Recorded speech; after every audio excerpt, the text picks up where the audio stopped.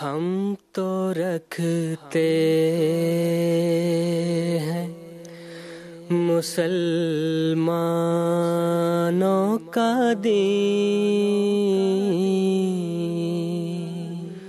दिल से है खुदा में खत्मुल मुरसलीन, दिल से है खुदा में खत्मुल मुरसलीन, खत्मुल मुरसलीन।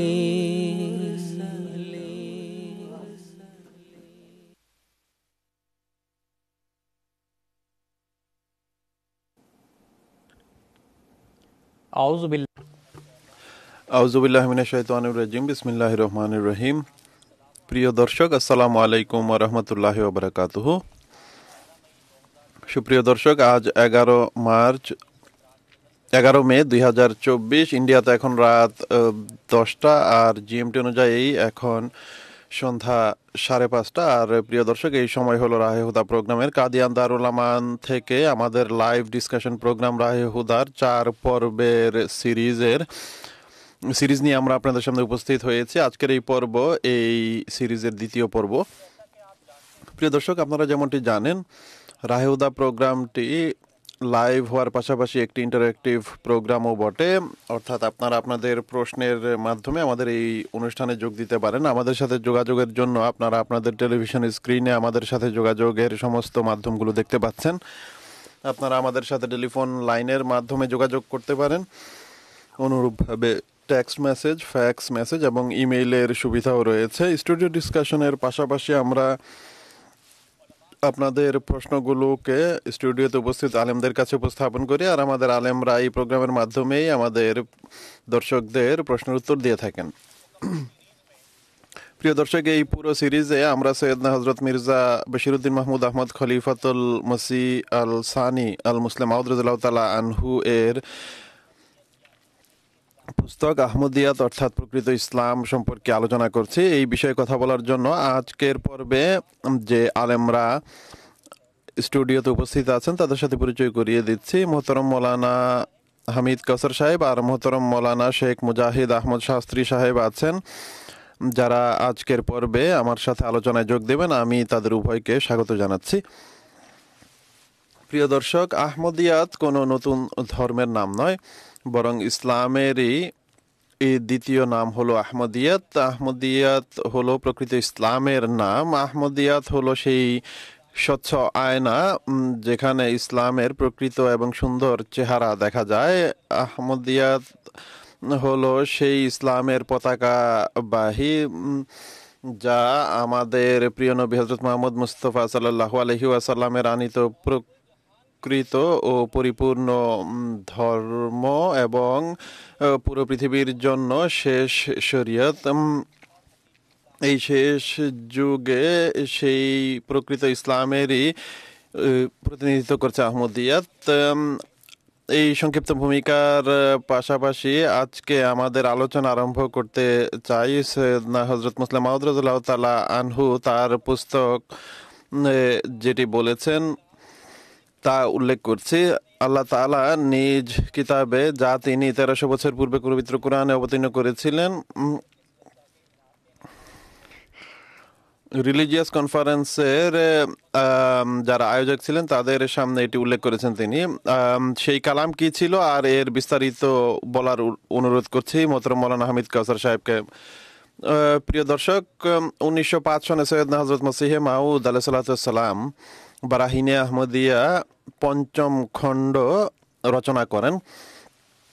তাতে কিছু নজমও তিনি লিখেন।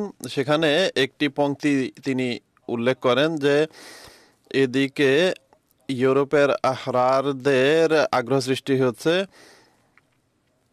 আর মৃতদের মাঝে পুনরায় জীবনের লক্ষণ দেখা যাচ্ছে।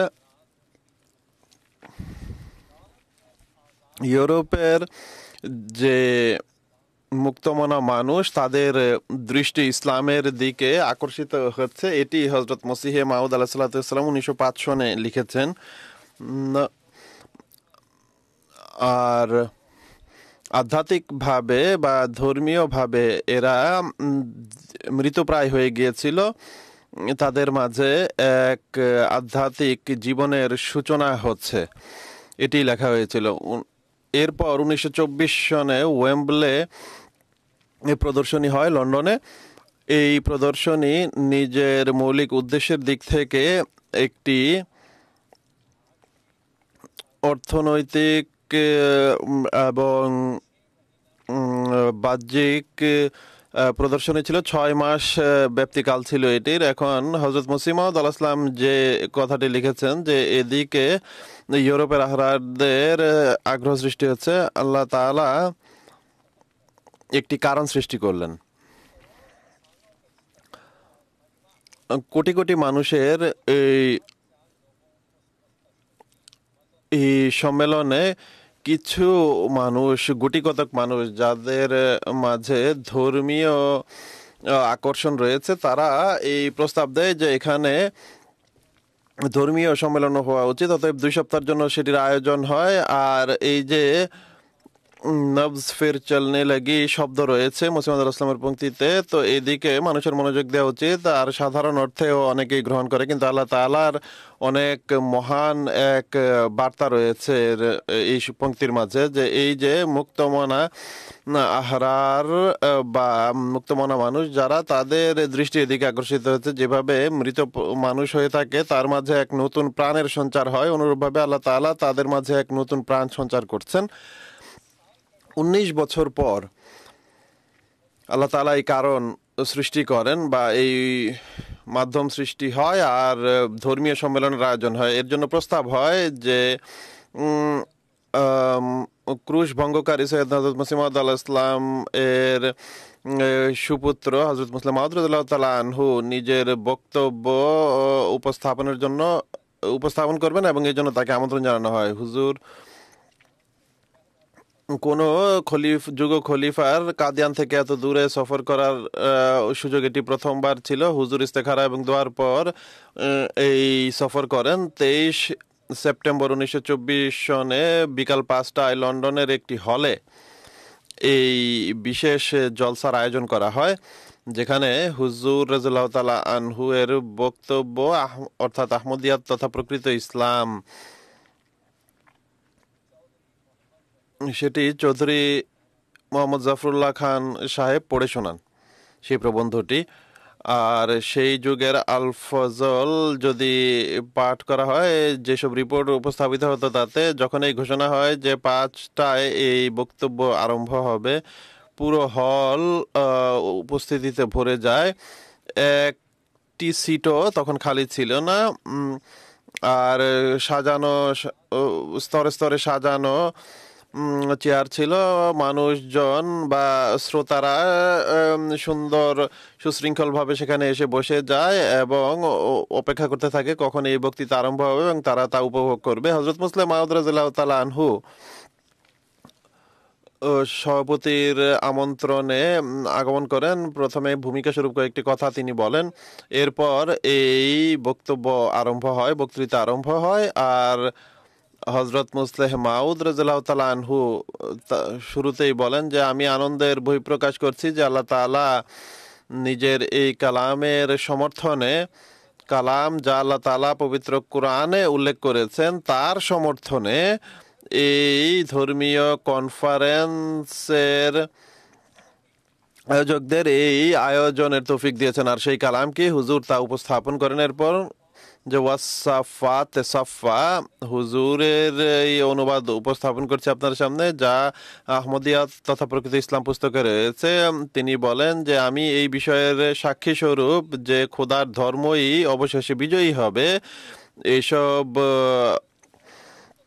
সাক্ষী স্বরূপ এসব সমাবেশকে উপস্থাপন করছেন তিনি যেখানে মানুষ সারি সারিতে বসে আছে, যেখানে মানুষ চেয়ারে স্তরে স্তরে সাজানো চেয়ারে বসেছিল, হুজুর সেগুলোকে সাক্ষী হিসেবে উপস্থাপন করছেন যে তারা আল্লাহর কালাম বা বাণী শোনার জন্য এসেছে। সেখানে জাগতিকতার বিভিন্ন মজলিস বা সভা চলছিল। এটি সেই বিশেষ সভা ছিল যা আল্লাহর স্মরণের জন্য হচ্ছিল। এরপর তিনি বলেন ওয়াজ্জাজরা তেজাজরা, আর সেই জামাতকে উপস্থাপন করছি যারা এই আয়োজন করবে এবং কাউকে এর আমলের গণ্ডি থেকে বাইরে যেতে দিবে না। ফাত্তা আলিয়াতে জিকরা, আর সেসব লোকদের উপস্থাপন করছি যারা এখন ধর্মের গুণাবলীর উপর প্রবন্ধ পাঠ করবে। ইন্না ইলাহুকুম লা ওয়াহিদুন, এদের সবার চেষ্টার সর্বশেষ ফলাফল এটি বের হবে যে লা ওয়াহিদুন, আর যে আল্লাহ তাআলা এক এবং অদ্বিতীয়। এটি হলো ফলাফল। হুজুর এই আয়াতগুলো, সূরা সাফফাতের এই আয়াতগুলো শুরুতেই পাঠ করেন। যারা ছিল তারা মনে করছিল যে এটি এই মজলিসের সঠিক চিত্র ফুটিয়ে তুলছে যা এখানে পাঠ করা হয়েছে। তার মানুষ সবাই সারিতে বসে আছে এবং আল্লাহ তাআলার গুণাবলী উপস্থাপিত হচ্ছে। আর এর শেষ যে ফলাফল বের হবে তা হলো ইন্না ইলাহুকুম লা ওয়াহিদ, যে আল্লাহ তাআলা এক অদ্বিতীয়। এটি প্রমাণিত হবে। আল্লাহ তাআলার নাম নিয়ে তৃতীয়বাদের কেন্দ্রে এটি প্রথম সুযোগ ছিল যে সৈয়দনা হযরত মুসলিম মাউদ রাদিয়াল্লাহু তাআলা আনহু ইসলামের সঠিক এবং প্রকৃত শিক্ষা পৃথিবীবাসীর সামনে উপস্থাপন করেন। এখন এখানে ছোট্ট একটি বিষয় স্পষ্ট করতে চাই। হতে পারে এই প্রশ্ন আসবে, আর পূর্বেও হয়েছে, আমাদের যারা নওমোবাইন, যারা যুবক শ্রেণীর, তারা প্রশ্ন করে যে হযরত মুসলিম মাউদ রাদিয়াল্লাহু তাআলা আনহু যে তাফসীরে সগীর প্রণয়ন করেছেন সেখানে এর ভিন্ন অর্থ করেছেন। সৈয়দনা হযরত খলিফাতুল মসিহ রাবে রাহিমাহুল্লাহ নিজের পবিত্র কোরআনের অনুবাদে এর অনুবাদ বাহিনী করেছেন, ইসলামী বাহিনী। অনুরূপভাবে অন্যান্য অনুবাদে ওয়াসাফাতে সফা এর বিভিন্ন অনুবাদ করা হয়েছে। এমনটি কেন? তো এমন ভাইদের জন্য, এমন প্রশ্নকারীদের জন্য আমি বলতে চাই যে সৈয়দনা হযরত মুহাম্মদ মুস্তাফা সাল্লাল্লাহু আলাইহি ওয়াসাল্লাম বলেছেন পবিত্র কোরআনের প্রত্যেকটি আয়াতের 7টি বিষয় রয়েছে এবং 7টি বিষয়ের 7টি অর্থ রয়েছে। হযরত মসিহ মাউদ আলাইহিস সালাতু ওয়াস সালাম নিজের পুস্তক নজরুল মুসিতে বলেছেন যে যেন তা দ্ব্যর্থবোধক শব্দ হয়। আর হযরত মুসলিম মাউদ রাদিয়াল্লাহু তাআলা আনহু তাফসীরে সগীরে বলেছেন এর বহু অর্থ রয়েছে। এখন সৈয়দনা হযরত মুসলিম মাউদ রাদিয়াল্লাহু তাআলা আনহু এর তাফসীরে কবিরকে হাতে নিন। উদাহরণস্বরূপ সূরা ফাতিহা এর 7টি অর্থ তিনি করেছেন। সূরাতুল হামদ, সূরাতুল কানজ, সূরাতুশ শাফা, আর প্রত্যেক অর্থের দিক থেকে তিনি ব্যাখ্যা করেছেন। আর তা উর্দুর 2 লাইনে সেই অনুবাদ কিভাবে সংকলন করা হবে। উর্দু কেন, যে কোনো ভাষায় এই যোগ্যতাই নেই যে পুরো বিষয়কে যা লিসানুন আরবির শব্দ তা এই সংক্ষিপ্ত বাক্যে একত্রিত করবে। তাই হযরত মুসলিম মাউদ রাদিয়াল্লাহু তাআলা আনহু অথবা হযরত মসিহ মাউদ আলাইহিস সালাম অথবা অন্য কোনো খলিফা হোক, কোনো ক্ষেত্রে যদি আয়াতের কিছু তাফসীর উল্লেখ করেন তা এক দেহের ন্যায় হয়ে থাকে, আর কখনো ভিন্ন তাফসীর করলে তা ভিন্ন আঙ্গিকে হয়ে থাকে। আর এই সমস্ত তাফসীর কোরআন শরীফের একান্ত সামঞ্জস্যপূর্ণ হয় আর শতভাগ সেগুলো পূর্ণ হয়। এখন সৈয়দনা হযরত মুসলিম মাউদ রাদিয়াল্লাহু তাআলা আনহু এর এই যে তাফসীর, যে আমি এই সভাকে সাক্ষী স্বরূপ উপস্থাপন করেছি যে 1300 বছর পূর্বে এই কথা বলা হয়েছিল যে এভাবে ঝোপঝাড় হবে এবং তাতে এক সারি চিহ্ন থাকবে, নিজাম থাকবে, ফাত্তারিয়াতে জিকরা, আর আল্লাহ তাআলার যে বাণী তা বিস্তৃত হবে আর আল্লাহ তাআলার গুণাবলী সম্পর্কে বর্ণনা করা হবে। কিন্তু এই সমস্ত কিছুর ফলাফল যা ইসলাম বের করবে তা হলো ইন্না ইলাহুকুম লা ওয়াহিদ, অর্থাৎ আল্লাহ এক। এবং তৃতীয়বাদের কেন্দ্রে হযরত মুসলিম মাউদ রাদিয়াল্লাহু তাআলা আনহু এই যে লেকচার তা প্রমাণ করছে যে আসলেই আল্লাহ এক এবং পরবর্তীতে যে সকল প্রতিক্রিয়া এসেছে উপস্থিত শ্রোতা মণ্ডলীর কাছ থেকে আপনি আল ফজলে তা পড়তে পারেন যে সেখানে তারা কিভাবে বহিঃপ্রকাশ করেছে তাদের মনোভাবের, যে এর এক একটি শব্দ আমাদের মনের গভীরে প্রবেশ করেছে। আমরা ইসলামের এক একটি দিক এখানে শুনতে পেয়েছি, যে নারীদের অধিকার কি, সুদ সম্পর্কে বিভিন্ন দিক রয়েছে, অনুরূপভাবে আরো অনেক বিভিন্ন দিক যেগুলোর ব্যাখ্যা তারা কখনো শুনেনি। তারা আশ্চর্য হয়ে যায় এবং এর দৃশ্য যদি আপনারা দেখতে চান তাহলে এই আয়াতগুলোর এই ব্যাখ্যা সৈয়দনা হযরত খলিফাতুল মসিহ আউয়াল রাদিয়াল্লাহু তাআলা আনহু এর সেগুলো দরসুল কোরআনে লক্ষ্য করুন। সেখানে হযরত খলিফাতুল মসিহ আউয়াল রাদিয়াল্লাহু তাআলা আনহু এই আয়াতগুলোকে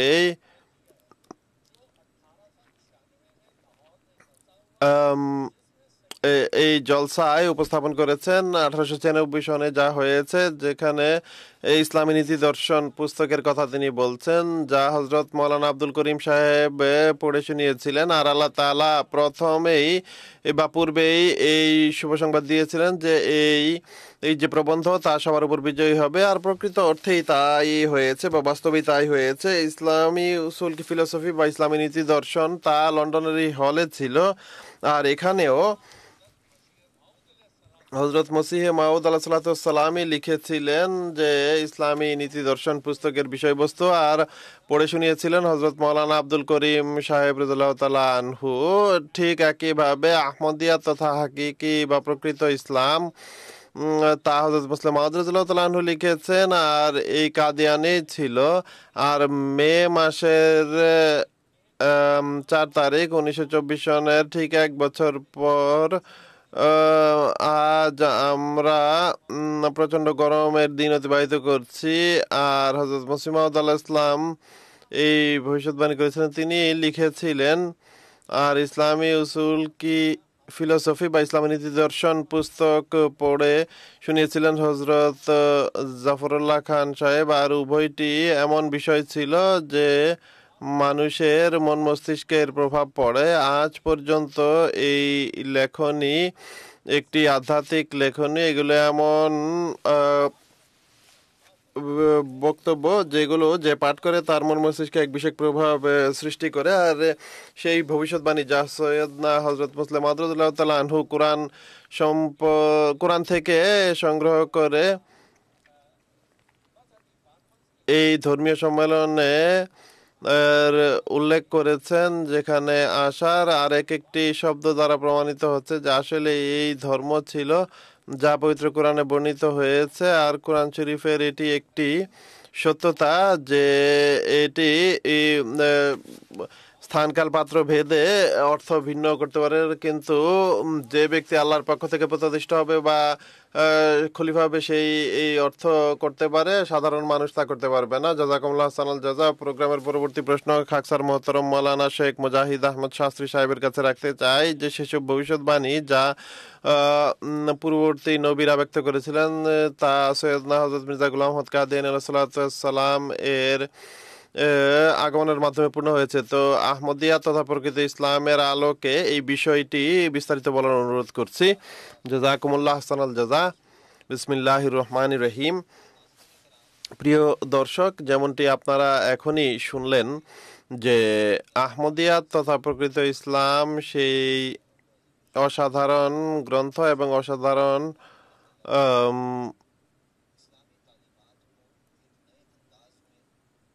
রূপে তিনি উল্লেখ করেছেন। এই বইয়ে তিনি বিভিন্ন বিষয় তুলে ধরেছেন। বিশেষত আমরা যদি দেখি তাহলে খোদা তাআলার সাথে সম্পর্ক কিভাবে গড়তে হবে, এরপর চারিত্রিক বিষয়াদি সম্পর্কে রয়েছে, এরপর আখলাকে হাসানা বা আখলাকে সাইয়্যা। তো বইয়ের শুরুতেই তিনি আহমদে মুসলিম জামাতের পবিত্র প্রতিষ্ঠাতার পরিচয় তুলে ধরেছেন এবং বলেছেন যে তার আগমনের উদ্দেশ্য কি ছিল আর আহমদিয়াত কি জিনিস, যেন জানা যায় যে আমরা এই যে শিক্ষা উপস্থাপন করছি এটি কার পক্ষ থেকে এবং এই শিক্ষাকে উপস্থাপন করেছেন। তারই প্রেক্ষিতে এই প্রশ্ন হযরত মুসলিম মাউদ রাদিয়াল্লাহু তাআলা আনহু স্বয়ং সেখানে উপস্থাপন করেন যে আহমদিয়া মুসলিম জামাতের প্রতিষ্ঠাতা হযরত মির্জা গোলাম মোহাম্মদ কাদিয়ানী আলাইহিস সালাতু ওয়াস সালাম, মসিহে মাউদ ও ইমাম মাহদি যাকে আমরা মান্য করেছি, তা শুধু এই কারণে মান্য করিনি যে তিনি ইসলামের ভবিষ্যৎবাণী সমূহ পূর্ণ করতেন, বরং আমরা এই জন্য তাকে গ্রহণ করেছি যে অন্যান্য দেশেও শেষ যুগে একজন আগমনকারী মসির সংবাদ দেয়া হয়েছে আর তাকে বিভিন্ন নামে ডাকা হয়েছে। কেউ তাকে নেগবতার বলেছে, কেউ তাকে মসি নাম দিয়েছে, কেউ তাকে মাউদ বা প্রতিশ্রুত ব্যক্তির বলেছে। এখন সেই সব ভবিষ্যৎবাণী কি যা আহমদিয়া মুসলিম জামাতের প্রতিষ্ঠাতা সম্পর্কে পূর্ণ হয়েছে বা অন্যান্য ধর্মের নবীরা যা উল্লেখ করেছেন? তো এই ভবিষ্যৎবাণীগুলো সম্পর্কে কথা বলতে পূর্বে আমি আরেকটি বিষয় উল্লেখ করতে চাই। একটি হলো সেই ভবিষ্যৎবাণী যা প্রতিশ্রুতির উপর নির্ভর করে, যদি তার সাথে কোনো শর্ত না থাকে তাহলে তা অবশ্যই পূর্ণ হবে। দ্বিতীয় প্রকার হলো ওয়াইদ, অর্থাৎ সতর্ক করার জন্য যা ব্যবহৃত হয় আর তার সাথে তওবা শর্ত থাকে যে যদি সে তওবা করে বা যার সম্পর্কে এই কথা উপস্থাপন করা হচ্ছে তো তার সম্পর্কে এসব বিষয় জানা যায়। তো আহমদিয়া মুসলিম জামাতের প্রতিষ্ঠাতা সম্পর্কে যখন আমরা দেখি তখন আমরা দেখতে পাই যে সেই যুগের বিভিন্ন ধর্মে এই সংবাদ দেওয়া হয়েছে যে কেউ একজন আসবে। ইসলামে ধর্মেও, খ্রিস্টান ধর্মেও, ইহুদিদের মাঝেও, হিন্দু ধর্মেও, আর তারা তাকে নিজেদের বিভিন্ন নাম নিয়ে ডেকেছে এবং তারা তার জন্য অপেক্ষারত ছিল। অর্থাৎ শুধু সংবাদ রয়েছে ওই সেই গ্রন্থে আর তার মান্যকারীরা তা সে সম্পর্কে জানতো না এমনটি নয়, বরং তারা অপেক্ষা করতো এবং খোদা তাআলার কাছে বিগলনের সাথে দোয়া করতো যে খোদা তাআলা এখন সেই শেষ যুগ এসে গেছে, কিন্তু সেই মওউদ ব্যক্তি কোথায়? আর সেই আলামত বা সেই পবিত্র শক্তি যখন আমরা দেখি তখন তা প্রায় এই একই রকম দেখা যায়। অর্থাৎ কেউ যদি কোনো নিদর্শন লাভ করে ও কোনো জাতি, তাহলে এর সাথে সামঞ্জস্যপূর্ণ নিদর্শন অন্য কেউ লাভ করে। তো যাই হোক, মূল কথা ছিল যে মসিহ সম্পর্কে যে ভবিষ্যৎবাণী ছিল তাতে এটি ছিল যে সে যুগে পাপের বিস্তার ঘটবে। দ্বিতীয়ত ছিল যে অধিক হারে অসুস্থতা ছড়িয়ে পড়বে। এরপর গ্রন্থ ছিল যে চন্দ্র সূর্যের গ্রহণ হবে। এরপর জলজলা সম্পর্কেও খবর রয়েছে। এরপর এটিও রয়েছে যে মানুষ অনেক বেশি নিহত হবে। 19 শতকের শুরুর দিকে এসব ধর্মের অনুসারীরা অনেক কঠোরভাবে অপেক্ষা করছিল যে সেই প্রতিশ্রুত ব্যক্তি আসবে। আল্লাহ তাআলা যুগের প্রয়োজন অনুযায়ী আহমদিয়া মুসলিম জামাতের প্রতিষ্ঠাতা হযরত মির্জা গোলাম মোহাম্মদ কাদিয়ানী আলাইহিস সালাতু ওয়াস সালাম, মসিহে মাউদ ও ইমাম মাহদি আলাইহিস সালাতু ওয়াস সালামকে সেই ইমাম এবং মাহদি হিসেবে প্রেরণ করেছেন। তিনি এই হিন্দুদের জন্য কল্কি অবতার ছিলেন আর তাদের প্রতিশ্রুত কল্কি অবতার ছিলেন, যে যিনি তাদের মাঝে যে দুর্বলতাই ছিল বা যে ত্রুটি পাওয়া যেত সেগুলো দূর করেছেন। মুসলমানদের জন্য তিনি মসিহ ছিলেন, অনুরূপভাবে খ্রিস্টানদের জন্য তিনি প্রতিশ্রুত ব্যক্তি ছিলেন। সেসব ভবিষ্যৎবাণী বা চিহ্ন থেকে অনেক চিহ্ন রয়েছে, আর সবচেয়ে বড় যে চিহ্ন তা আমি দর্শকদের উদ্দেশ্যে বলতে চাই যে তার জন্য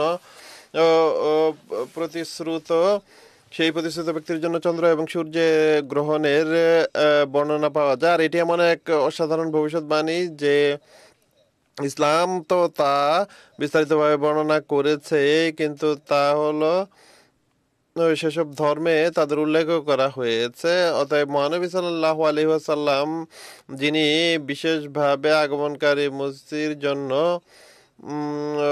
যা ছিল তা হলো ইন্নালে মাহদিনা আয়াতাইন লাম তাকুনা মুনযু খালকিস সামাওয়াতি ওয়াল আরদ তানকাসিফুল কামারু লিআউয়ালি লাইলাতিন মির রমাযানা ওয়া তানকাসিফুশ শামসু ফিন নিসফি ওয়া লাম তাকুনা মুনযু খালকিস সামাওয়াতি ওয়াল আরদ। এর অনুবাদ হলো আমাদের মাহদির জন্য দুটি নিদর্শন হবে, সেসব নিদর্শনের মাঝে এগুলো এমন নিদর্শন যে আকাশ এবং পৃথিবী যখন থেকে সৃষ্টি হয়েছে তখন থেকে এই নিদর্শন কার জন্য প্রকাশিত হয়নি। সেই নিদর্শন কি? যে রমজানের পবিত্র মাসে চন্দ্রের যে গ্রহণ হয় চাঁদে, তার প্রথম তারিখে এই গ্রহণ লাগবে, আর দ্বিতীয়ত সূর্যেও গ্রহণ লাগবে রমজানের মাঝে। আর রমজানে সূর্যগ্রহণের যে তারিখ রয়েছে তার দ্বিতীয় দিন এই যে 7 লাভ হবে। আর 1894 এবং 1895 সনে উত্তর এবং দক্ষিণ গোলার্ধে এই গ্রহণ দেখা গিয়েছে। এই ভবিষ্যৎবাণীকে সন্দেহপূর্ণ করার জন্য কোনো কোনো মৌলবীর পক্ষ থেকে এই আপত্তি করা হয় যে পূর্বেও তো রমজানে চন্দ্র সূর্য গ্রহণ হয়েছে, কিন্তু এখানে যে বিশেষ বিষয়টি সেটি হলো মানুষ ইসলাম বলেছেন যে দাবিকারক যিনি হবেন, যে মাহদি হওয়ার দাবি করবে, তার সত্যতার জন্য হবে এই নিদর্শন, অর্থাৎ তার পক্ষ থেকে দাবি হলে তখন আল্লাহ তাআলা এই নিদর্শন প্রদর্শন করবেন। এখন মূল বিষয় হলো আগমনকারী ব্যক্তির জন্য অন্যান্য ধর্মেও কি শিক্ষা রয়েছে? অতএব চন্দ্রগ্রহণ সম্পর্কে বাইবেলে একটি উদ্ধৃতি রয়েছে। অতএব মথি 24 নম্বর অধ্যায় 29 এবং 30 নম্বর আয়াতে বলা হয়েছে, তৎক্ষণাৎ সেসব দিনের বিপদের পর সূর্য অন্ধকারাচ্ছন্ন হয়ে যাবে আর অন্ধকার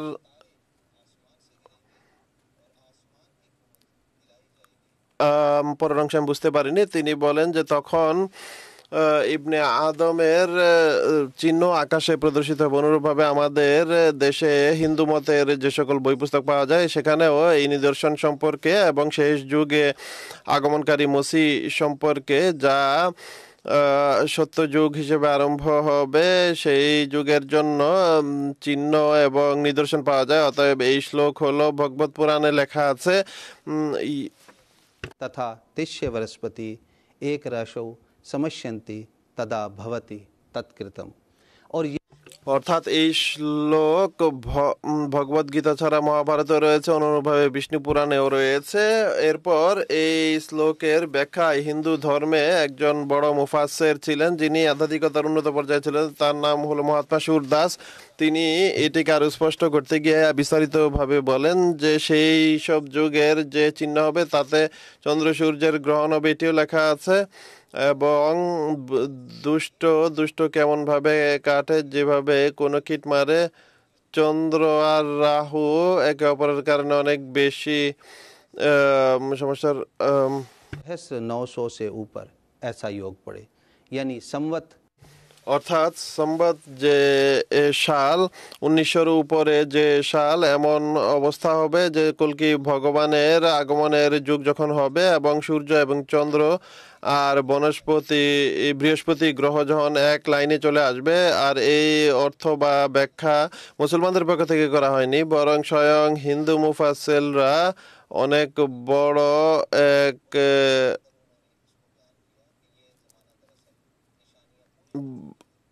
বাধা বিঘ্ন। পরের অংশ আমি বুঝিনি। তিনি বলেন যে অতএব বিশেষভাবে নিজের কথাকে আমি সংক্ষিপ্ত করছি যে আগমনকারী এই প্রতিশ্রুত ব্যক্তির জন্য বিভিন্ন ধর্মে ভবিষ্যৎবাণী ছিল। সেসব ভবিষ্যৎবাণী থেকে একটি শুধু চন্দ্র সূর্য গ্রহণের নিদর্শন হিসেবে এখানে উল্লেখ করা হয়েছে। আর আগমনকারী প্রতিশ্রুত ব্যক্তি সম্পর্কে যে লক্ষণাবলী বিভিন্ন ধর্মে বলা হয়েছে সেগুলো বলে যে এই প্রতিশ্রুত ব্যক্তিরা ভিন্ন ভিন্ন ব্যক্তি হবেন না, বরং এই সমস্ত গুণাবলী এক ব্যক্তির মাঝে আল্লাহ তাআলা একত্রিত করবেন। হিন্দুরা তাকে নিজের জন্য কল্কি অবতার মনে করবে, মুসলমানরা তাকে নিজেদের মাদি মনে করবে, আর খ্রিস্টানরা তাকে নিজেদের প্রতিশ্রুত মসি মনে করবে। আর আমাদের বিশ্বাস হলো, আর এই নিদর্শন আল্লাহ তাআলা পূর্ণ করেছেন, যে সেই প্রতিশ্রুত ব্যক্তি আহমদে মুসলিম জামাতের পবিত্র প্রতিষ্ঠাতা হযরত মির্জা গোলাম আহমদ কাদিয়ানী আলাইহিস সালাম, তিনি স্বয়ং এই দাবি করেছেন যে আমি কখনো আদম, কখনো মুসা, কখনো ইয়াকুব হয়েছে, অধিকন্তু আমি হলাম ইব্রাহিম। আমার অসংখ্য বংশধারা রয়েছে। তার এই দাবির প্রতি সবার মনোযোগী হওয়া উচিত এবং প্রণিধান করা উচিত, যেন অন্যান্য নবীদের যে সকল সত্য ভবিষ্যৎবাণী রয়েছে যা নিজেদের সময় পূর্ণ হয়েছে তা থেকে আমরা উপকৃত হতে পারি। আল্লাহ তাআলা আমাদেরকে সেই তৌফিক দিন। জাযাকাল্লাহ। প্রিয় দর্শক, আমরা এখন একটি প্রশ্ন টেক্সট মেসেজ আকারে পেয়েছি। আমি সেই প্রশ্নটি এখানে পড়ে শোনাচ্ছি।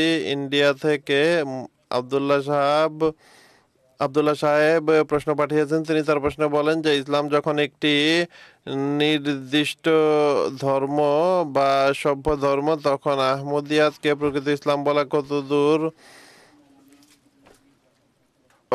সমীচীন? আমি মোহতরম মৌলানা হামিদ কাউসার সাহেবের কাছে এই প্রশ্নটি রাখছি। এতে কোনো সন্দেহ নেই যে সেই ইসলাম যার উল্লেখ পবিত্র কোরআনে রয়েছে তা হলো ইন্নাদ দীনা ইনদাল্লাহিল ইসলাম, অর্থাৎ এই যে ধর্ম এটি পরিপূর্ণ হয়ে গেছে, এতে কোনো সন্দেহ নেই। কিন্তু বিপত্তি কোথায় বাঁধলো যে এর মান্যকারী মুসলমানরা ইসলামের এমন সব ব্যাখ্যা করেছে যে প্রকৃত ইসলাম এখন আর জানাই যায় না বা তার শিক্ষা জানা যায় না।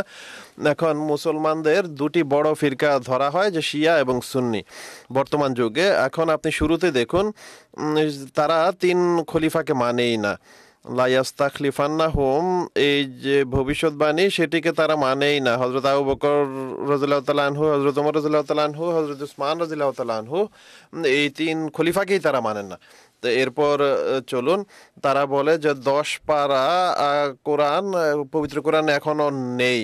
এখন এটিকে সংক্ষেপে আমি বলছি। এখন সুন্নিদের কথা ধরুন, একই কোরআন আল্লাহ তাআলা শুরুতেই আলিফ লাম মিম যালিকাল কিতাবু লা রাইবা ফিহে বলেছেন। এরাও মুসলমান, এরা বলে যে কোরআন শরীফে কিছু আয়াত মনসুখ হয়ে গেছে, সেগুলো সম্পর্কে সন্দেহ রয়েছে। তো এ ধরনের বহু উদাহরণ রয়েছে। এখন আমি একের পর এক বলতে গেলে অনেক সময় লেগে যাবে। সংক্ষেপে মূল কথা হলো সেই ধর্ম, সেই ইসলাম যা সৈয়দনা হজরত মুহাম্মদ মুস্তাফা সাল্লাল্লাহু আলাইহি ওয়াসাল্লাম পৃথিবীর সামনে উপস্থাপন করেছিলেন। এই 72 ফিরকায় বিভক্ত মুসলমানরা আল্লাহ তাআলার 72টি তফসির উপস্থাপন করেছে। কোরআনের 72টি তফসির করে এটিকে সন্দেহপূর্ণ করে তুলেছে। ইসলাম এবং শরীয়তের এত বেশি ব্যাখ্যা করেছে যে তাদের ফকিরা এখন একমত হতে পারে না কোনো বিষয়ে। এই সমস্ত কারণে আমাদের প্রিয় নবী সৈয়দনা হযরত মুহাম্মদ মুস্তাফা সাল্লাল্লাহু আলাইহি ওয়াসাল্লাম ভবিষ্যৎবাণী করেছিলেন যে আমার উম্মতে যে মসিহ ইবনে মরিয়ম আসবেন, আমার উম্মতের ফিকুম ওয়া মিনকুম বলেছেন তিনি, বাইরের কেউ নয়। ফিকুম ওয়া মিনকুম শব্দ ব্যবহার করেছেন তিনি। তার জন্য 2টি কাজ তিনি নির্ধারণ করেছেন। এক হলো তিনি হাকামান আদালান হবেন, তিনি হাকেম হবেন এবং আদাল বা ন্যায় বিচারক হবেন। আদাল বলা হয় ভারসাম্যকে, হাকাম বলা হয় তাকে যার সিদ্ধান্ত চূড়ান্ত। তো এই 72 ফিরকার মতবিরোধ যদি শেষ করতে হয় তাহলে সেই হাকাম এবং আদাল যিনি হবেন তিনি তা করতে পারবেন, অন্য কেউ করতে পারবেন না। তিনি সঠিক ইসলাম পৃথিবীবাসীর সামনে উপস্থাপন করতে পারবেন বা করতে পারেন। যখন আমরা আহমদিয়াত বলি আর প্রকৃত ইসলাম বলি, তখন এটি এই জন্য বলি কেন যে এটি হলো সেই প্রকৃত ধর্ম যা সৈয়দনা হযরত মুহাম্মদ মুস্তাফা সাল্লাল্লাহু আলাইহি ওয়াসাল্লাম জগতের সামনে উপস্থাপন করেছিলেন বা জগতে নিয়ে এসেছিলেন। এই কারণে এটিকে আহমদিয়াত নাম দেয়া হয়েছে, যে আহমদ নামের উল্লেখ যা সূরা সাফে, সূরা জুমুয়াতে যার উল্লেখ রয়েছে। সঠিক ইসলাম কে জগতের সামনে উপস্থাপন করা যায়। আর আহমদিয়াত যখন আমরা বলি, তা শুধু এক সুস্পষ্ট পার্থক্য ও মানুষের সামনে তুলে ধরার জন্য যে প্রকৃত ইসলাম আমরা উপস্থাপন করছি, অন্যরা যে ইসলাম উপস্থাপন করছে সেগুলো সম্পর্কে আমরা কোনো গ্যারান্টি দিতে পারি না। এখন দেখুন, হাকাম এবং আদাল এর অর্থ এটি যিনি সবাইকে একত্রিত করতে। আজ বড় বড় কথা বলা হয়, দাবি করা হয় যে মুসলমানদের মাঝে ঐক্য কিভাবে সৃষ্টি করা যায়। কখনো সৃষ্টি করা যাবে না, এটি অসম্ভব। ঐক্য কেবল তখনই প্রতিষ্ঠা করা সম্ভব যখন হযরত মুহাম্মদ মুস্তাফা সাল্লাল্লাহু আলাইহি ওয়াসাল্লাম এর নির্দেশ মান্য করা হবে। আর তা হলো এই যে হাকাম এবং আদাল যিনি হবেন বা হাকাম এবং আদাল হয়ে যিনি আল্লাহ তাআলার পক্ষ থেকে আসবেন বা বর্তমান যুগে তার প্রতিনিধি যিনি খলিফাতুল মসিহ আছেন, যতক্ষণ পর্যন্ত ওয়াতাসিমু বিহাবলিল্লাহি জামিয়া এই নির্দেশকে না মানা হবে, তার রজ্জুকে দৃঢ়ভাবে আঁকড়ে না ধরা হবে, ততক্ষণ হাকাম এবং আদালকে মান্য করাও হবে না এবং মুসলমানদের ঐক্য প্রতিষ্ঠিত হতে পারে না। অতএব যদি তাদেরকে হাকাম ও আদালকে মানতে হয়, তাহলে আহমদিয়াতের পতাকা তলে সমবেত হতে হবে। শিয়া, সুন্নি, ওহাবি, আহলে হাদিস এবং দেওবন্দি বলেন, বেরেলভি বলেন, তারা সবাই এসেছে, কিন্তু সবাই এই বিষয়ে একমত হয়েছে যে হাকাম এবং আদাল যা বলবেন তাই প্রকৃত ইসলাম হবে, এই বিষয়ে তারা একমত। কিন্তু মনুস ইসলামের যুগেও অনেক সময় নিশ্চিত হওয়ার জন্য আনসার এবং মুহাজিরদের উল্লেখ এসেছে, কোরআন শরীফেও এসেছে, অথচ তারা সবাই মুসলমান ছিলেন, কিন্তু নামের কারণে তাদেরকে আনসার এবং মুহাজির বলা হয়েছে। তো আহমদিয়াত এই যুগে একটি জামালি নাম হযরত মুহাম্মদ মুস্তাফা সাল্লাল্লাহু আলাইহি ওয়াসাল্লামের, আর পূর্বে মুহাম্মদ নামটি ছিল জালালি। এটি হলো জামালি যুগ, যে ইসলামের অনিন্দ সুন্দর শিক্ষার প্রচারের যুগ। এই কারণে এই যুগে আহমদিয়াত তথা প্রকৃত ইসলাম নাম দেয়া হয়েছে এই জামাতের। অনেক ধন্যবাদ আপনাকে প্রিয় দর্শক। আমাদের আরেক বন্ধুর প্রশ্ন আমরা পেয়েছি টেক্সট মেসেজ আকারে, সেটি পড়ে শোনাচ্ছি। ইউকে থেকে জাফর আহমদ সাহেব নিজের প্রশ্ন পাঠিয়েছেন। যখন আল্লাহ তাআলা ওয়াহেদ, তখন পৃথিবীতে ধর্ম ভিন্ন ভিন্ন কেন? মৌলানা শেখ মুজাহিদ আহমদ শাস্ত্রী সাহেবকে সংক্ষেপে উত্তর দেওয়ার অনুরোধ করছি। জাযাকুমুল্লাহ। আল্লাহ তাআলা এক, অদ্বিতীয় এবং বিশ্বের সকল ধর্মের মৌলিক শিক্ষাও এটি। কিন্তু পরবর্তীতে বিভিন্ন ধর্মের মাঝে বিভিন্ন মতানৈক্য দেখা দেয়।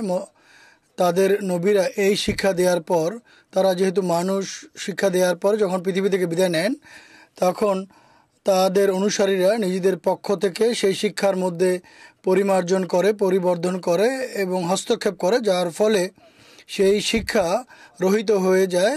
এবং এরপর আল্লাহ তাআলা আরেকজন নবী পাঠান এবং সেই নবী সেই যুগের চাহিদা অনুযায়ী নতুন শিক্ষা উপস্থাপন করেন। কিন্তু খোদা তাআলা যিনি এক, অদ্বিতীয়, এই যে শিক্ষা, এই শিক্ষার কথা তার ঐশী গ্রন্থাবলীতে বিদ্যমান আছে। আজকের যুগে আমরা দেখি যে ধর্মের মধ্যে শিরক পাওয়া যায়, কোন ধর্মে পাওয়া যায়? খ্রিস্টানদের ধর্মে। কিন্তু এই ধর্মের মধ্যেও এই একত্ববাদের শিক্ষা কোথাও না কোথায় আছে। হিন্দু ধর্মের যে বড় নেতা, তিনি গীতার মধ্যে কথা বলেছেন, ঈশ্বরা সর্বভূতানাম হৃদ্দেশে অর্জুন তিষ্ঠেতে। ঈশ্বর যাকে খোদা বলা হয়, তিনি সর্বে ভূতানা হৃদ্দেশে, অর্থাৎ প্রত্যেক মানুষের হৃদয়ে তিনি বসবাস করেন, তিষ্ঠতি। এইটি হচ্ছে শিক্ষা যা পবিত্র কোরআন বর্ণনা করেছে, আল্লাহ বিযিকরিল্লাহি তাতমাইন্নুল কুলুব। মৌলিক যে বীজ বা তৌহিদের যে বীজ, তা তাদের মাঝে রয়েছে। আর শিক্ষার সূচনা এই জন্য থাকে, কেননা তাদের জাতিকে যদি বলা হয় তোমাদের ধর্মের সূচনায় যারা মানত, তারা এক খোদারই উপাসনা করত।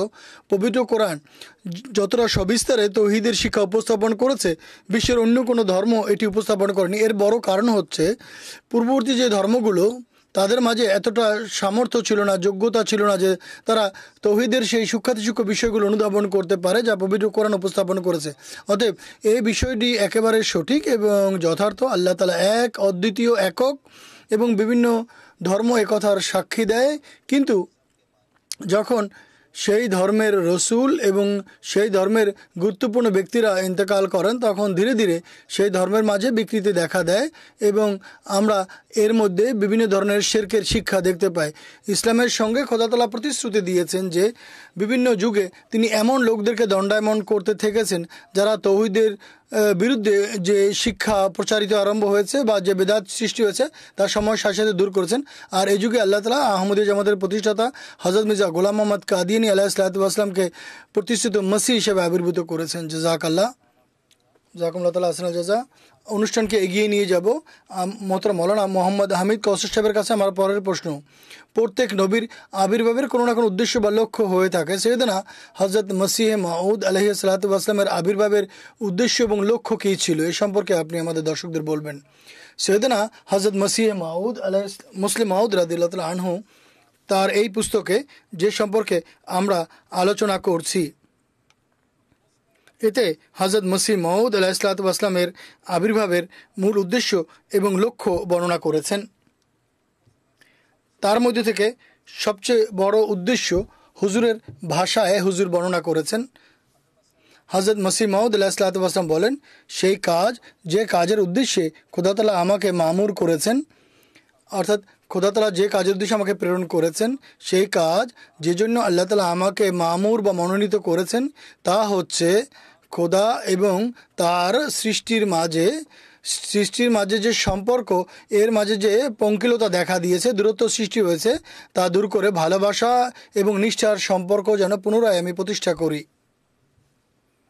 আল্লাহ তাআলা মানুষকে এই জন্য সৃষ্টি করেছিলেন যেন তারা সত্যিকার খোদার বান্দা হয়, লে ইয়াবুদুন, যেন উবুদিয়তের মাকাম বা স্থানে তারা উপনীত হয়। কিন্তু যখন এই পঙ্কিলতা দেখা দেয়, কদরুতে কাকে বলা হয়, দূরত্বকে, তার মাঝে বিভিন্ন পঙ্কিলতা দেখা দেয় এবং সেই সম্পর্ক কিছুটা শিথিল হয়ে যায়। হুজুর বলেন, এই পঙ্কিলতা, এই দূরত্ব ঘোচানোর জন্য আল্লাহ তাআলা আমাকে প্রেরণ করেছেন। এরপর সার সংক্ষেপ হিসাবে তিনি বলেছেন, ইসলামের মাঝে যে ভুল শিক্ষার অনুপ্রবেশ ঘটেছে তা দূর করার জন্য আল্লাহ তাআলা হযরত মসিহ মাউদকে প্রেরণ করেছেন। শিরক থেকে মানুষকে দূর করার জন্য, শিরক থেকে মানুষকে বাঁচানোর জন্য আল্লাহ তাআলা তাকে প্রেরণ করেছেন। এগুলো হচ্ছে হযরত মসিহ মাউদ আলাইহিসসালামের আবির্ভাবের উদ্দেশ্য, যা হযরত মুসলিম মাউদ তার এই পবিত্র পুস্তকে উল্লেখ করেছেন। এখন হযরত মুসলিম মাউদ রাদিয়াল্লাহু তাআলা আনহু যে কথাগুলো বলেছেন, আমাদের এই বিষয়টি অন্যভাবে বিশেষভাবে যাচাই করে দেখার বা বোঝার চেষ্টা করা উচিত। সেদিনা হযরত মসিহ মাউদ আলাইহিসসালাম, যিনি জামাতে আহমদের পবিত্র প্রতিষ্ঠাতা, তিনিও 23 মার্চ 1889 সনে আহমদিয়া মুসলিম জামাতের ভিত্তি রাখেন। এর পূর্বে তিনি একটি বিজ্ঞাপন দিয়েছিলেন।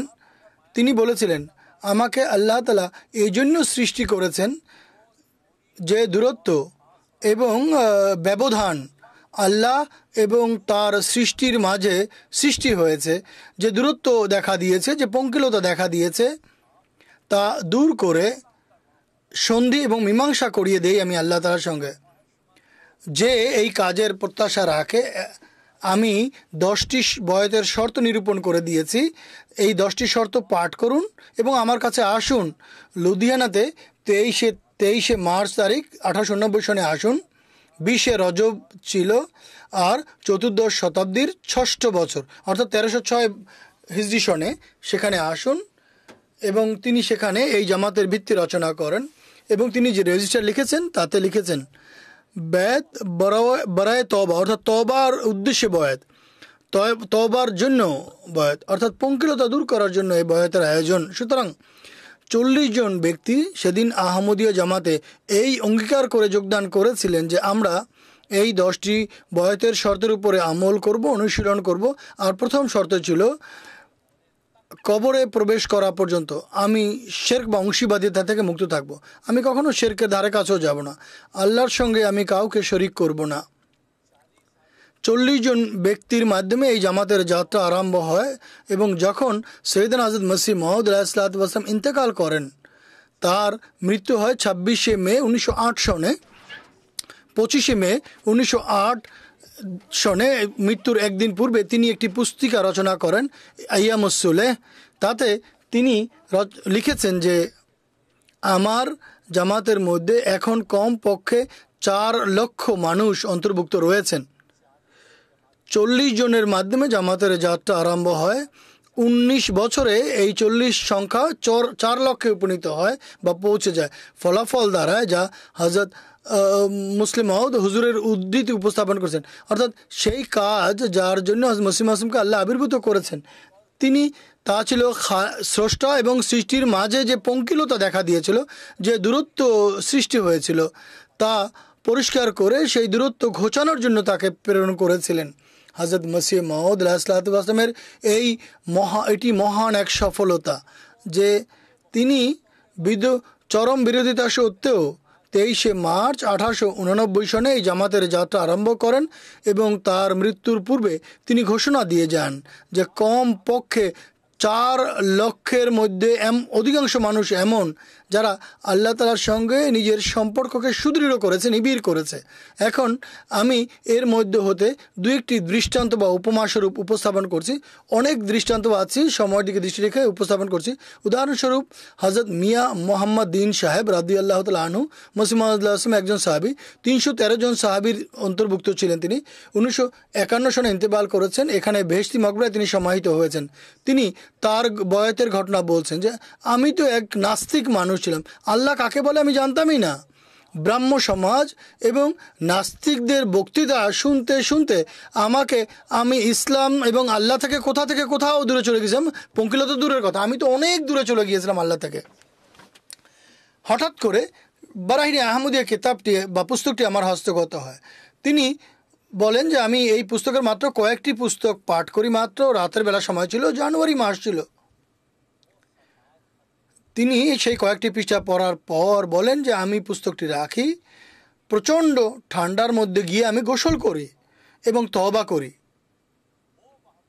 সেই মোহাম্মদ দিন যে বারাহিনী আহমদিয়া পড়ার পূর্বে যা ছিল, সে এক মৃত মানুষ ছিল, কিন্তু বারাহিনী আহমদিয়া পাঠ করার পর তিনি জীবন লাভ করেন এবং নবজীবন লাভ করেন। এটি হচ্ছে সেই পঙ্কিলতা দূর করার কাজ, সেই ঘৃণা বিদ্বেষ দূরত্ব ঘোচানোর কাজ যা সৈয়দনা হযরত মসিহ মাউদ আলাইহিস সালাতু ওয়াস সালাম করেছেন। অনেক বিপ্লব এসেছে পৃথিবীতে, কিন্তু এইরকম আধ্যাত্মিক মহান বিপ্লব যে সেই মানুষ যে আল্লাহর সন্ধানে বেরিয়েছিল, সে এসেছিল এবং আল্লাহকে পেয়েছে। হযরত সাহেবজাদ আব্দুল লতিফ সাহেব শহীদ রাদিয়াল্লাহু তাআলা আনহু আফগানিস্তান থেকেই কাদিয়ান এখানে এসেছিলেন, কিন্তু যে আল্লাহকে তিনি এখানে খুঁজে পেয়েছেন তাকে তিনি কখনো আর পরিত্যাগ করা পছন্দ করেননি, বরং নিজের প্রাণ বিসর্জন দিয়েছেন। আফ্রিকাতে বুর্কিনা ফাসোতে যে 9 জন আহমদী শহীদ, তারা কি দেখেছিলেন? তারা আল্লাহ তাআলার সঙ্গে সেই সুদৃঢ় সম্পর্ক গড়ে তুলেছিলেন যা হযরত মসিহ মাউদ আলাইহিস সালাতু ওয়াস সালাম এবং বর্তমান যুগে হযরত খলিফাতুল মসিহ আল খামেস আইদুল্লাহ তাআলা বেনাসিল আজিজের মাধ্যমে প্রতিষ্ঠিত হয়েছিল। তারা সেই সম্পর্ক ছিন্ন করতে চাচ্ছিলেন না। এই উদ্দেশ্যে সৈয়দনা হযরত মসিহ মাউদ আলাইহিস সালাতু ওয়াস সালাম পৃথিবীতে এসেছিলেন। এখানে ভাই আব্দুর রহমান সাহেব কাদিয়ানী রাদিয়াল্লাহু তাআলা আনহু, হযরত মসিহ মাউদ একজন সাহাবী ছিলেন, তিনিও 313 জন সাহাবীর একজন ছিলেন। তিনি তো একজন হিন্দু ধর্মের অনুসারী ছিলেন। তিনি চরম শের করতেন। আমি তো তখন অল্প বয়সী বাচ্চা ছিলাম, কিন্তু তিনি তার বয়তের ঘটনা বলতেন যে হযরত মসিহ মাউদ আলাইহিস সালাতু ওয়াস সালাম 2টি পুস্তক আনোয়ারুল ইসলাম এবং নিশানে আসমানি আমি পাই। এই বই দুটি আমার শিরক দূর করে দেয়।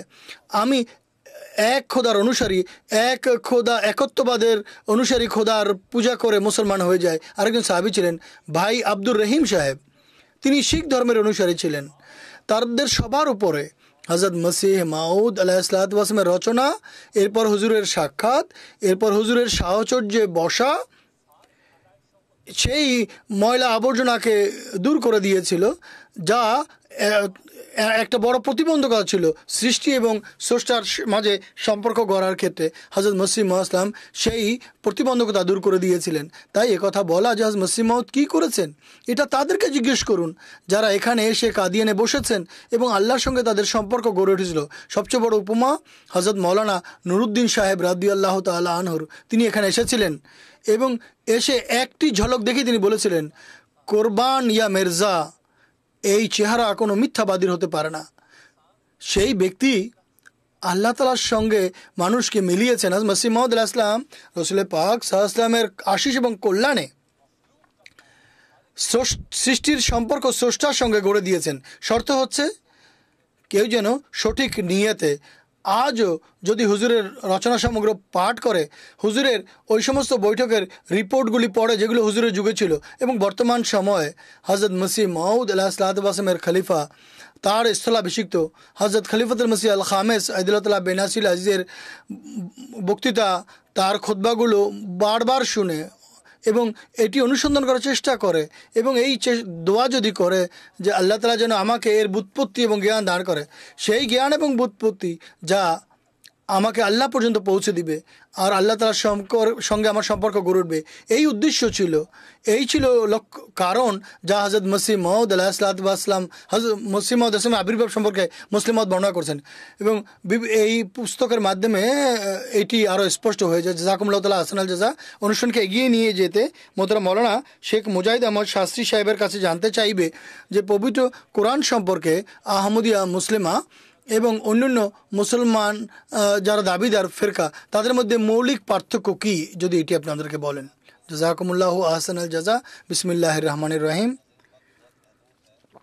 দর্শকবৃন্দ, সময় খুবই কম, সেই স্বল্প সময়ের মধ্যে থেকেই আমি আপনাদের সামনে এই প্রশ্নের উত্তর উপস্থাপনের চেষ্টা করছি। আমাদের প্রিয় আকা এবং মনিব খাতামান নবীন হযরত মুহাম্মদ মুস্তাফা সাল্লাল্লাহু আলাইহি ওয়াসাল্লামের মাধ্যমে যে অগণিত নেয়ামত রাজি আমরা লাভ করেছি, তার মধ্যে সবচেয়ে বড়, উন্নত, শ্রেষ্ঠ এবং পরিপূর্ণ নেয়ামত বা কামেল নেয়ামত পবিত্র কোরআন আকারে আমাদের মাঝে আছে। এটি এক মহান গ্রন্থ যা আধ্যাত্মিকতার নতুন দ্বার বিশ্ববাসীর সামনে উন্মুক্ত করে দিয়েছেন এবং মৃতদেরকে জীবিত করেছেন এবং এর প্রভাব কিয়ামত পর্যন্ত বহমান থাকবে, প্রতিষ্ঠিত থাকবে। জামাতে আমাদের পবিত্র প্রতিষ্ঠাতা বলেন, খোদা তাআলা রহমান খোদাপতি কৃতজ্ঞতা যিনি আমাদেরকে কোরআন দান করেছেন। আমরা बिगाड़े दुनिया से वो सिधारे नौशा नया यही है। তিনি পংক্তি পড়লেন, পবিত্র কোরআনের প্রতি যখন মুসলমানরা আমল করেছে, সততা এবং নিষ্ঠার সঙ্গে মেনে চলেছে, নিজেদের জীবনে এটাকে অবলম্বন করেছে, এর ফলে তারা আধ্যাত্মিকভাবে উন্নতি করেছে এবং জাগতিক দৃষ্টিকোণ থেকে তারা অনেক উন্নতি লাভ করেছে। এরপর আরেকটি যুগ আসে যখন পবিত্র কোরআন থেকে মুসলমানরা দূরে সরে যায়, আর এতটা দূরে সরে যায় যে স্বয়ং পবিত্র কোরআন বলেছে সেই রসুলের ভাষায়, ওয়াকাল আর রাসুল ইয়া রাব্বি ইন্না কওমে ইত্তাখাযু হাযাল কোরআন মাহজুরা। রসুল সাল্লাল্লাহু আলাইহি ওয়াসাল্লাম বলেছেন, হে আমার প্রভু প্রতিপালক, নিশ্চয়ই আমার জাতি এই পবিত্র কোরআনকে পরিত্যাগ করেছে, পিঠির পিছনে ফেলে দিয়েছে। এটি সেই যুগ ছিল যে যুগ সম্পর্কে বা সেই যুগ সম্পর্কে সংবাদ ছিল বাহ্যত মুসলমানরা কোরআনের প্রতি ঈমান রাখত, তাদের বিশ্বাস ছিল এটি খোদার বাণী, কিন্তু কার্যত তাদের ব্যবহারিক জীবনে পবিত্র কোরআনের কোনো প্রভাব ছিল না। কোরআন খুব সুন্দর কাপড়ের গিলাফে পেঁচিয়ে তারা তাকের উপরে তুলে রাখতো ঠিকই, পবিত্র কোরআনের কোনো প্রভাব তাদের জীবনে ছিল না।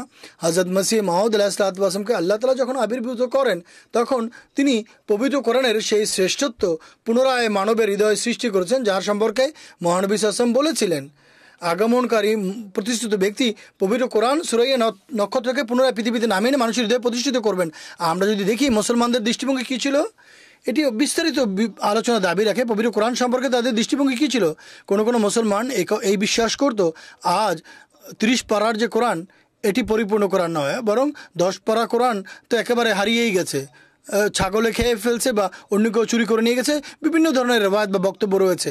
তাদের আরেকটি বিষয় ছিল পবিত্র কোরআনের কিছু আয়াত যা আজ 30 পারা আছে, এর মধ্যে কিছু আয়াত রহিত হয়ে গেছে, অন্যান্য আয়াত নাসেক আয়াত একে মনসুখ করে দিয়েছে, এগুলি এখন প্রয়োজন নয়, এগুলি শুধুমাত্র তেলাওয়াত করতে হবে, এর উপরে আমল করার প্রয়োজন নেই।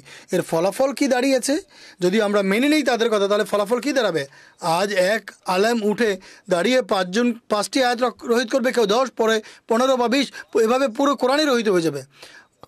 কেউ কেউ এই বিশ্বাসও করে নিয়েছে যে পবিত্র কোরআনের যে ওয়াহি যা মহানবী সাল্লাল্লাহু আলাইহি ওয়াসাল্লামের প্রতি অবতীর্ণ হয়েছে, সেই ওহীর মধ্যে অনেক সময় শয়তানও কোনো আয়াত প্রবেশ করে দিয়েছে। সূরা নজমের ঘটনা প্রসিদ্ধ, মহানবী আয়াত পাঠ করছিল, তখন এই কথা রেওয়াতে বর্ণিত করা হয়, শয়তানও বিভিন্ন আয়াত তখন পাঠ করে দেয় এবং এর ফলে কাফেররা সিজদা করেছিল। এভাবে কত মানুষ কোরআনের যে মূল্য তারা উপেক্ষা করেছে। পবিত্র কোরআনের সব কিছু আমরা তো বুঝতে পারি না, তাই কোরআন থেকে আমরা হাদিসকে শ্রেষ্ঠত্ব দিব, তাই তারা পবিত্র কোরআনের উপর হাদিসকে অগ্রাধিকার দিতে আরম্ভ করে। আবার কেউ কেউ এই ধারণা করে বসে এবং এই বিশ্বাস করতে আরম্ভ করে পবিত্র কোরআনের যে বাক্যাবলী এগুলি ঐশী বাণী নয়, বরং এগুলো মহানবী সাল্লাল্লাহু আলাইহি ওয়াসাল্লামের ব্যক্তিগত মুখের কথা, তার যে ধারণা ছিল, তার যে চিন্তাভাবনা ছিল। আর মুফাসসিরগণ এগুলো নিয়ে বিতর্ক করেছে অনেক। কেউ কেউ এটি বলেছে যে পবিত্র কোরআনের অনুবাদ করা যেতে পারে না, এটি আরবি ভাষা নাযিল হয়েছে, আরবি থাকতে হবে। কয়েক শতাব্দী পর্যন্ত এর অনুবাদ করা হয়নি। এরপর কোনো মুসলমান পবিত্র কোরআনের আয়াত যে কোথায় রাখা হয়েছে, অর্থাৎ কোনো বাক্য আগে করে দিত, কোনো বাক্যকে পরে করে দিত, অর্থাৎ তারা বলতো আয়াতের কিছু অংশ আগে যাবে, কিছু কিছু পরে যাবে। আর কেউ কেউ ভুল কেসা কাহিনীকে পবিত্র কোরআনের প্রতি আরোপ করে বসেছে। এর চেয়েও বড় কথা, কারো কারো এই বিশ্বাস ছিল যে কোরআনের মধ্যে কোনো শৃঙ্খলা নেই, কোনো বিন্যাস নেই, কোনো আয়াত কোনো জায়গা থেকে শুরু হয়, কোনো জায়গা থেকে শুরু হয় অন্য সূরা। এই ধরনের বিশ্বাস এবং দৃষ্টিভঙ্গি মুসলমান ওলামাদের মাঝে আমরা যখন দেখি, বিভিন্ন মুসলমান ফেরকার মধ্যে আমরা এই বিশ্বাস বা দৃষ্টিভঙ্গি দেখতে পাই। আপনি পরিধান করলে দেখবেন এটি আল্লাহর বাণীর এই যে চিত্র যা মুসলমানরা বিশ্ববাসীর সামনে উপস্থাপন করতো, এই কোরআন পাঠ করার ফলে এর উপর যদি কোনো অমুসলমান বিশ্বাস করে, তাহলে সে কখনো একে আল্লাহর বাণী বলে মানবে কি? কোনোভাবেই সে এটি মানতে পারে না। কেননা এমন এমন ভুল আপত্তি করা হয়েছে যে মানা যায় না। জামাতে আমাদের পবিত্র প্রতিষ্ঠাতা হযরত মির্জা গোলাম মোহাম্মদ কাদির আলাইহিস সালাম যে মহান কাজ করেছেন, তার মধ্যে থেকে একটি হচ্ছে কোরআনের সেবা। অর্থাৎ তিনি যেখানে পবিত্র কোরআনকে নিজের হৃদয়ে প্রতিষ্ঠিত করেছেন, কোরআনের মাধ্যমে বান্দাদের সঙ্গে আল্লাহর সম্পর্ক রচনা করেছেন, যেভাবে মৌলভী সাহেব বলেছেন যে তিনি কীভাবে তিনি পঙ্কিলতা দূর করেছেন। কোরআন মজিদ যা আল্লাহ তাআলার বাণী, তা সত্যিকার অর্থেই মানুষের উপস্থাপন করেন। তিনি বলেন, জামাল হুসনে কোরআন নূরে ফুরকা হার মুসলমান, কামর হয় চাঁদ উনকা, আমাদের চাঁদ হচ্ছে কোরআন। এরপর তিনি বলেছেন, এই সকল ভুল বিশ্বাস, উদাহরণস্বরূপ শয়তান এতে প্রবেশ করেছে, এটি একটি চরম ভুল বিশ্বাস, এটি কখনোই সম্ভব নয়। একইভাবে তিনি নাসেক মনসুখের যে বিশ্বাস, এটিকে খণ্ডন করেছেন। পবিত্র কোরআনে বিসমিল্লাহর বে থেকে আরম্ভ করে ওয়ান্নাসের সিন পর্যন্ত পুরো বাণী, পুরো শব্দ, পুরো অক্ষর কোরআনের মধ্যে আল্লাহর বাণী হুবহু তাই আছে যেভাবে আল্লাহ নাজেল করেছেন। এরপর তিনি পবিত্র কোরআন থেকে সত্যিকার অর্থে লাভবান হওয়ার জন্য রীতি বানিয়েছেন। কোরআন এবং হাদিসের পাশাপাশি তিনি বলছেন সুন্নত রয়েছে, কোরআন সুন্নত এবং হাদিসের মাধ্যমে উপকৃত হওয়ার তরিকা বলে দিয়েছেন। এই ছিল মহান কাজ। এরপর পবিত্র কোরআনকে তিনি বিশ্ববাসীর সামনে এক জীবন্ত গ্রন্থ হিসেবে উপস্থাপন করেছেন। এটি এমন গ্রন্থ নয় যে তোমরা তাকে তুলে রাখবে, এর থেকে উপকৃত হবে না, বরং এটি জীবন প্রদায়ী গ্রন্থ। এর উপরে যারা আমল করবে তারা খোদা তাআলার সঙ্গে এক নিবিড় সম্পর্ক গড়ে তুলবে। সুতরাং সকল বিশ্বকে তিনি পবিত্র কোরআনের শ্রেষ্ঠত্ব মাহাত্ম্য সম্পর্কে বলেছেন। আমি সময়ের দিকে দৃষ্টি রেখে একটি উদ্ধৃতি পড়ছি। তিনি বলেন, তোমাদের সকল কল্যাণ এবং মুক্তির উৎস হচ্ছে পবিত্র কোরআন। তোমাদের এমন কোনো ধর্মীয় প্রয়োজন নেই যা পবিত্র কোরআনে পাওয়া যায় না। তোমাদের ঈমানের সত্যায়নকারী এবং কিয়ামত দিবসে তোমাদের ঈমান সত্য না মিথ্যা পবিত্র কোরআন নির্ধারণ করবে। আকাশের নিচে পবিত্র কোরআন ছাড়া আর কোনো গ্রন্থ নেই। কোরআন কোনো মাধ্যম ছাড়াই তোমাদেরকে হেদায়েত দিতে পারে। খোদা তোমাদের প্রতি অনুগ্রহ করেছেন যে তিনি তোমাদেরকে কোরআনের মতো গ্রন্থ দান করেছেন। কোরআন তোমাদেরকে নবীদের মতো পবিত্র করতে পারে যদি তোমরা স্বয়ং এর থেকে পলায়ন না করো। এই হচ্ছে সেই ঐশী বাণী, সুসংবাদ যা সমগ্র বিশ্বের জন্য তিনি দিয়েছেন। কোরআন কখনো রহিত হতে পারে না। কোরআন তোমাদের জন্য জীবন প্রদায়নী গ্রন্থ। এটি মানুষকে নবীদের সদৃশ করে দিতে পারে যদি তারা স্বয়ং কোরআন থেকে না পালায়। এর ফলে যারা পবিত্র কোরআনের সত্যিকার অনুসরণ করেছে, আল্লাহ তাআলার সঙ্গে তাদের সুদৃঢ় সম্পর্ক গড়ে উঠেছে। আজও এর অগণিত দৃষ্টান্ত আমাদের সামনে রয়েছে। অতএব এই হচ্ছে সেই দৃষ্টিভঙ্গিগত পার্থক্য যা অন্যান্য ফরকা এবং আহমদীয় জামাতের মাঝে রয়েছে, যে আহমদীদের দৃষ্টিতে পবিত্র কোরআন এক জীবন্ত ঐশিক গ্রন্থ যা জীবনের সকল বিভাগের সাথে সম্পর্ক রাখে, আর এটি কল্যাণ প্রদায়নী গ্রন্থ এবং এর অনুসরণের ফলে জীবন্ত খোদার সঙ্গে মানুষের নিবিড় সম্পর্ক গড়ে ওঠে। জাযাকুমুল্লাহ তাআলা আহসানাল জাযা। দর্শকবৃন্দ, এর সাথেই আমাদের আজকের পর্বের সময় শেষ হয়ে যাচ্ছে। অনুষ্ঠানের শেষে অদম সৈয়দনা হযরত আকদাস মসিহ মাউদ আলাইহিসসালাতু ওয়াসসালামের একটি উদ্ধৃতি উপস্থাপন করবে। সৈয়দনা হযরত মসিহ মাউদ আলাইহিসসালাতু ওয়াসসালাম বলেন, যারা ইসলামের নামকে অস্বীকার করে বা ইসলামকে অন্তরায় মনে করে, আমি তাদেরকে অভিশপ্ত মনে করি। আমি কোনো বিদায়ত নিয়ে আসিনি। যেভাবে হাম্বলি, শাফি প্রভৃতি নাম ছিল, এভাবে আহমদীও একটি নাম, বরং আহমদের নামে ইসলামের বাণী আহমদ সাল্লাল্লাহু আলাইহি ওয়াসাল্লামের সঙ্গে সম্পৃক্ত এবং এই সম্পৃক্ত অন্য কোনো নামের মধ্যে পাওয়া যায় না। আহমদ মহানবী সাল্লাল্লাহু আলাইহি ওয়াসাল্লামেরই নাম। ইসলাম আহমদী আর আহমদী হচ্ছে ইসলাম। হাদিস শরীফে মোহাম্মদ রাখা হয়েছে। কোনো কোনো সময় বাক্য অনেক হয় কিন্তু অর্থ একই হয়ে থাকে। আহমদী নাম এর মধ্যে একটি স্বতন্ত্র পরিচয় রয়েছে। বর্তমানে এমন প্লাবনের যুগ যে প্রথম এবং শেষ কখনো এমন হয়নি, তাই এমন নাম রাখা আবশ্যক ছিল। খোদা তাআলার দৃষ্টিতে যারা মুসলমান তারা আহমদী। মলফুজাত 4th খণ্ড 502 পৃষ্ঠা, নতুন নব সংস্করণ। দর্শকবৃন্দ, এরই সাথে আমাদের আজকের এই পর্বের সময় শেষ হয়ে যাচ্ছে। ইনশাআল্লাহ তাআলা আগামী পর্বে এই বিষয়ে আলোচনা চলতে থাকবে। অনুমতি দিবেন। আসসালামু আলাইকুম ওয়া রাহমাতুল্লাহি ওয়া বারাকাতুহু। यही नूर खुदा पाओगे, लो तुम्हें तौर तसल्ली का बताया हमने। आओ लोगों के यही नूर खुदा पाओगे, लो तुम्हें तौर तसल्ली का बताया